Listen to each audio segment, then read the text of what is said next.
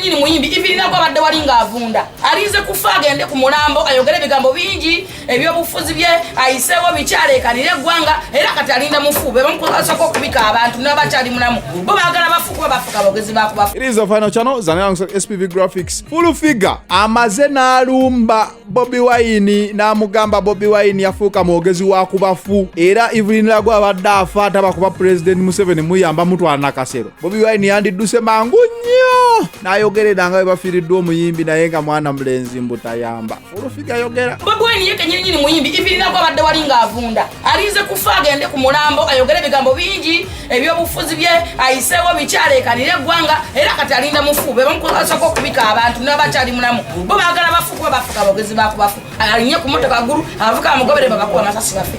Luno nabagamba entalo ezirimu abanene sitera nnyo okuteekawo byange. Owulidde full figure byayogedde kati gwali eyo ku final channel olowooza ki? Kituufu nti Bobi Wine yafuuka mwogezi wa kubafu? Mpa komenti yawo ku ndowooza ya full figure eno okirabye otya? Bobi Wine yalemeddwa okuyamba Evelyn Lagu? Ye Evelyn Lagu tumuyamba ali ku side ki? Ali ku side people power oba eri?